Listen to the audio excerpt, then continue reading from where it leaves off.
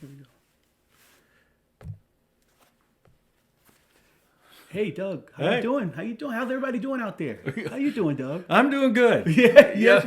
The snow has finally melted. Yeah, we had some snow here in Chattanooga, huh? Well, it was actually on the hill. I mean, we didn't get any down in the what do we call that? The valley?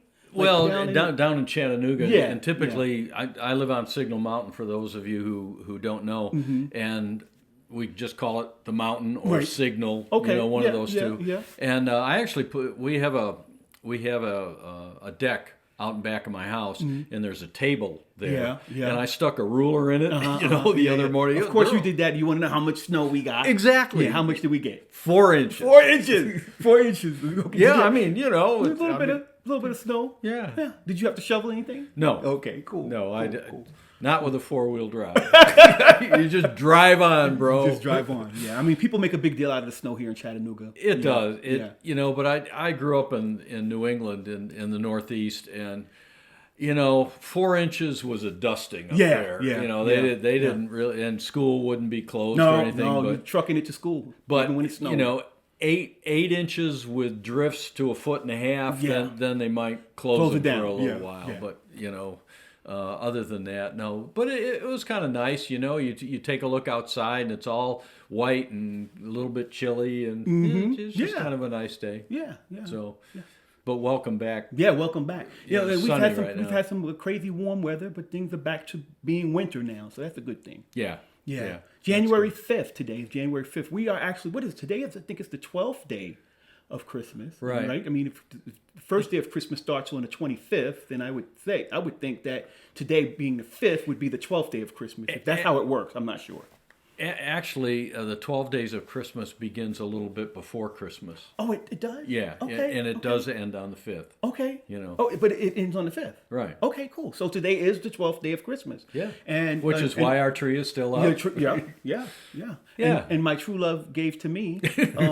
What is the song? Is it True Love Gave to Me? I don't know, Partridge in a Pear Tree. That's number one. That's number one. Okay. But number two. Then a whole bunch of other stuff. Any of our viewers know what the 12th day of Christmas, what the true love gave on the 12th day of Christmas, let us know. Send us a little message in the chat. Let us know what. That's true. Yeah, I don't remember. Yeah, I think it's 11 drummers are drumming and 12 dancers dance. Something like that. Yeah. But it's January 5th, and we're actually 5 days into the new year. Yeah. And we have our burning bowl ceremony coming up on January this 9th. Sunday. Yeah, it's this Sunday, and I'm looking forward to it. It's a nice ceremony, and it's an introspective thing too. A lot of people will make New Year's resolutions, and then 2 weeks later or 2 months later, they've forgotten all about it, or it hasn't gone. It hasn't gone the way they wanted it to. But the burning bowl basically. It takes that and says, wait a minute, there is something better, okay? And so how do we get there? And it's a 3-step process of releasing the old, creating a new vision, and then partnering with God to create that. And if you take a look in stories of Jacob and also in Jeremiah, how do they do?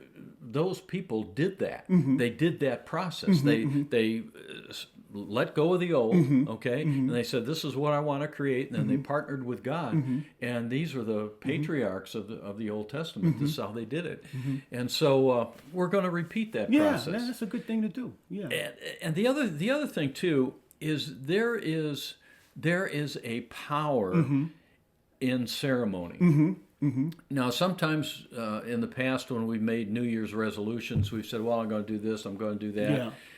And if you've got a buddy to work with, to go to the gym or whatever accountability partner. Yeah. It works. But so many times we make those New Year's resolutions just by ourselves and say, well, I think I'll do this, that, and then nothing ever happens. So what the burning bowl does is it allows us to recapture that and do it in such a way that there is a commitment. There's a little more to it. And I've had people in the past come up to me later, and part of this is a letter to God, which they put in the offering basket, and then we collect those.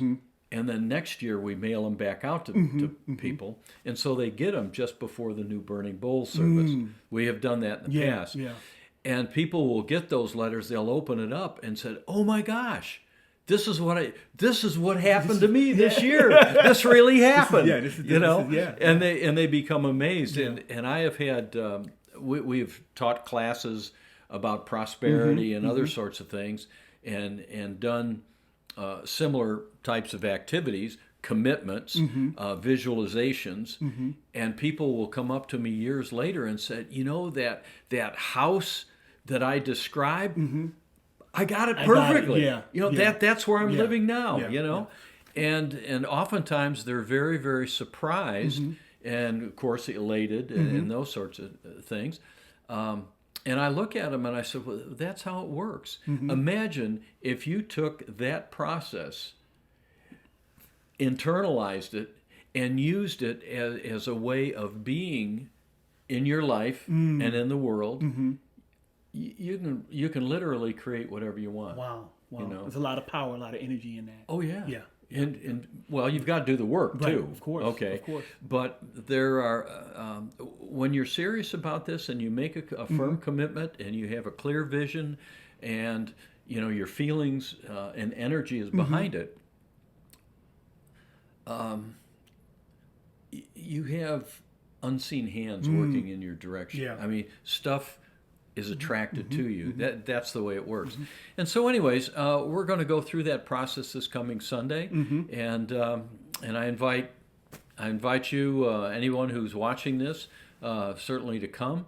And if you have friends that might benefit from this, it's really kind of a not only is it a ceremony and a process, but it touches on some of the key laws of thought and action, so that you can be a powerful creator. But one of the first things that I noticed about Unity is that, as far as the Burning Bowl ceremony, what made it different than other scenarios I've been in during the New Year is that it wasn't about me doing something like, okay, I'm gonna put set my intentions to be better at going to the gym or to obtain a house or a car. Right. The first process was about, okay, I need to let some things go. Yes. And I thought that was very interesting. Yeah. Letting things go and making room for something new to come in. Right. And so how do you like, is there a process for letting go? Like, is there a way that we can get in touch with some of the things that we should let go of? I mean, I'm sure to some people those things are obvious, but there may be some things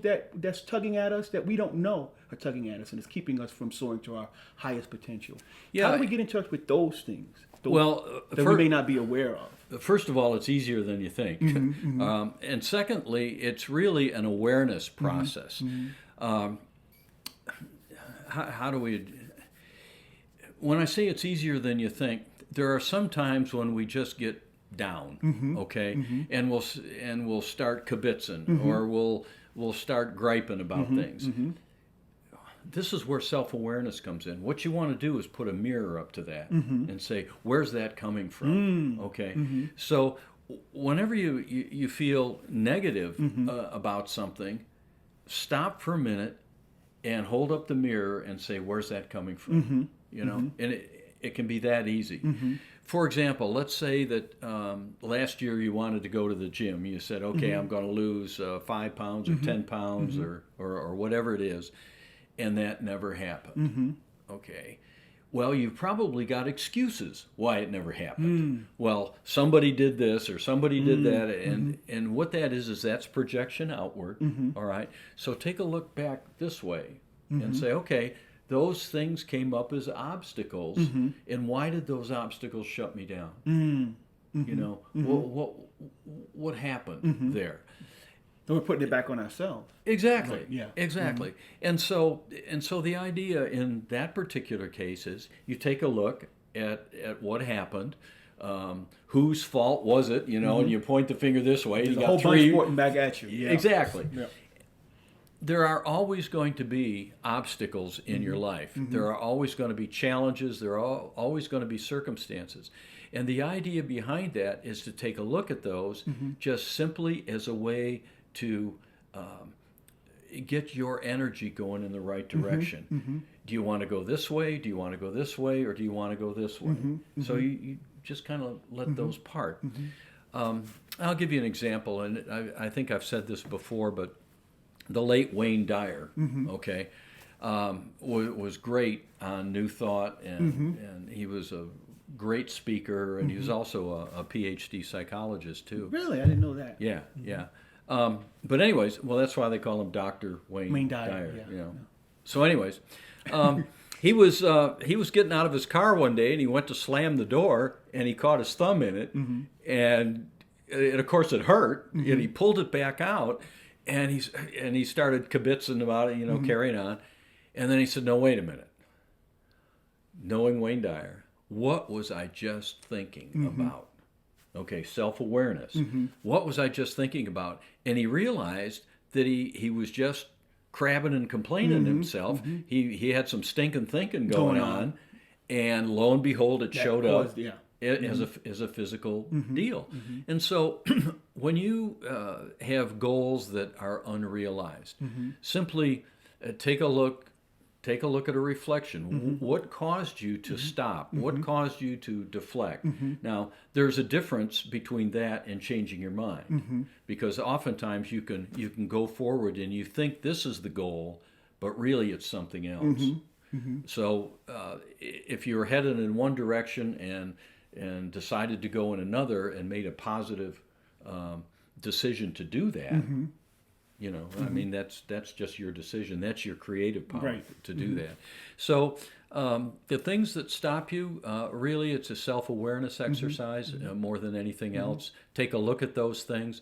And if there's something that continually comes up, let's say you're in a relationship and you're constantly fighting with your partner, or you're constantly mumbling to yourself about negative, well, that relationship is not fulfilling. All right?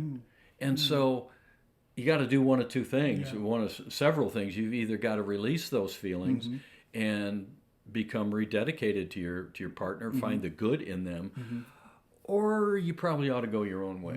You know, because it's not. Talking to me? No. Okay. You want a piece of me? You talking to me? But yes, that's true. Yeah, so, and it works that way in many things. I can tell you that over and over and over, I used to run manufacturing plants for large corporations. And the idea was I would typically go to a plant that was in trouble with the idea of building it back up. And I had, long-time relationship with these corporations. And sometimes I would get to a plant, and I did prayer work around it. I did visualizations around it. I didn't always know the answer, but I knew that there was an answer. And that type of energy and inviting people into it was a very positive thing.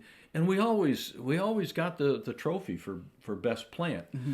But well, we did. Yeah. And surprisingly, it was surprising at first, but then after that, it really wasn't, because not only did I know the process, which is what we teach in Unity, but I would teach that to the other people, not so much in a Christian way or a religious way, but I would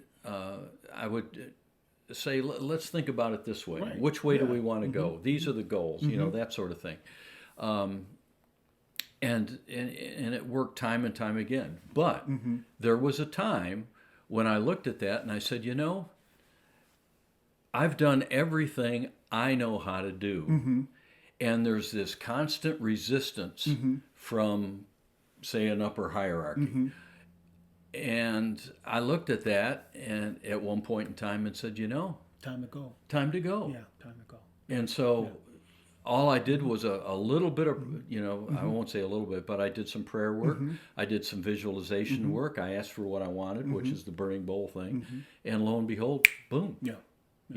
All of a sudden the phone rang. There was another opportunity, and it happened very, very quickly. Yeah. So we're writing some stuff down.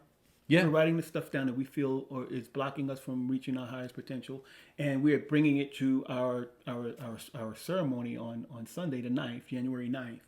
at Red Bank Community Center. We're going to bring Right. that stuff there. And the whole idea behind it, we will go through that all of that exercise. You don't need to think about it ahead of time. You don't need to, do much. Just come. Yeah. And you'll be given all the materials when you walk in the door. And then, through song and some prayer and that also helps to reflect. Oh yeah. Yeah, so that helps to reflect also. Doing a little bit of meditation, hearing a word from you, what kind of helped us to get in touch with. I'll give you some suggestions, as we go through this. Believe it or not, it's not hard, because what happens is if I ask you questions, think about, and I'll fill in the blank a little bit. There's going to be a feeling that comes up almost instantaneously, and you'll find that there are images behind it, and those images are leading you in the direction of where you want to go. It's relatively